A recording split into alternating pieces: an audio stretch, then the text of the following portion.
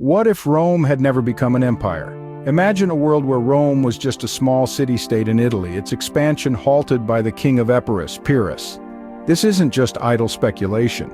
It could have been reality in 280 BC when Pyrrhus, a maternal cousin of Alexander the Great, declared war on Rome. His ambitions were grand.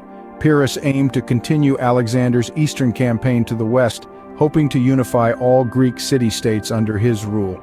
To achieve this, Pyrrhus amassed a formidable army bolstered by soldiers from various Greek colonies and even elephants from the Ptolemy dynasty and the Seleucids. His initial strategy was to march on Italy, then proceed to Iberia or modern-day Spain, but fate had other plans. This is the story of the Pyrrhic Wars, a series of battles that could have drastically changed the course of history.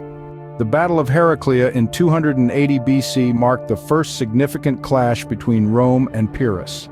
The stage was set when Pyrrhus, the king of Epirus, landed in Tarentum with an impressive force of 40,000 soldiers, including troops from many Greek colonies and elephants provided by the Ptolemy dynasty and the Seleucids.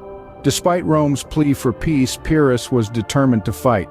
In the battle that ensued, Pyrrhus used his elephants to great effect, driving back the Roman infantry with their sheer size and power. However, it was not a one-sided affair. The Romans put up a fierce fight, causing heavy casualties to Pyrrhus's army. Despite the victory, Pyrrhus suffered a significant loss. About a third of his force, nearly 11,000 soldiers, were killed.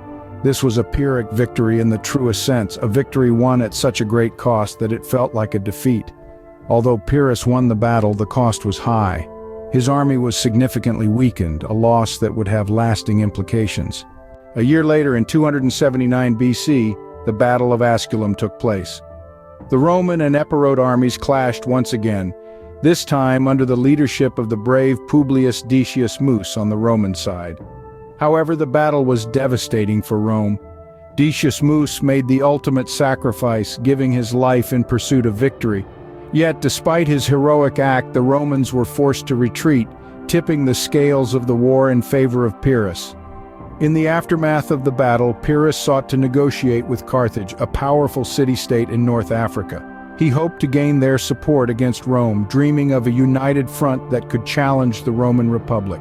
However, the Carthaginians had their own plans.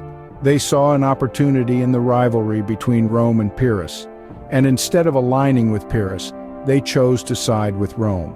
This decision was a game-changer, causing a significant shift in the dynamics of the war. The Carthaginians' intervention meant a considerable increase in Rome's power, further complicating Pyrrhus's situation. Now he had to face not only the Roman Republic but also the might of Carthage. It added a new dimension to the war, making the path to victory even more challenging for Pyrrhus. The Carthaginians' decision to side with Rome added another layer of complexity to the Pyrrhic Wars. The final battle, the Battle of Beneventum in 275 BC, marked the end of Pyrrhus's campaign. It was a desperate struggle between the forces of Pyrrhus and the Roman army led by consul Manius Curius Dentatus. The battle was fierce, but the Romans, emboldened by their recent naval victory over Pyrrhus, demonstrated a resilience that Pyrrhus's forces could not match. The warships of Pyrrhus, once a formidable fleet, had been decimated by the Carthaginian navy. 70 of his vessels laid sunk, with an additional 30 severely damaged. This massive loss of naval power severely crippled Pyrrhus's strategic capabilities, leaving him vulnerable on the Italian front.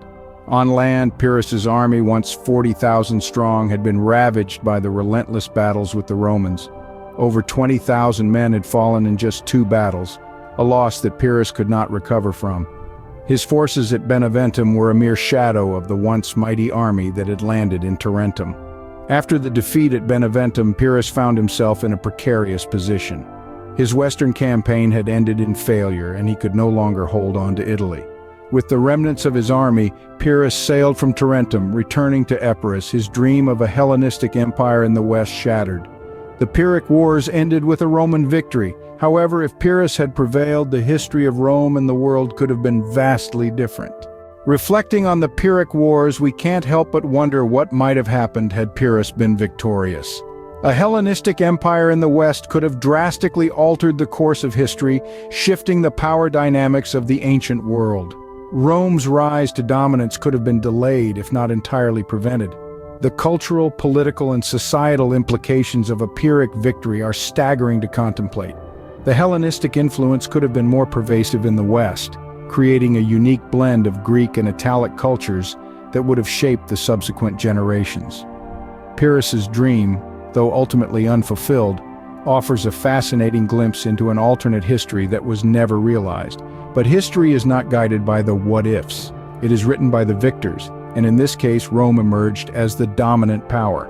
The Pyrrhic Wars marked the beginning of Rome's ascendancy, setting the stage for its eventual transformation into a sprawling empire. If you've enjoyed this journey through history, don't forget to hit the subscribe button. Your support helps us create more content like this. Stay tuned for more historical insights, and remember, history is not just about the past, it's about understanding our present through the lens of the past.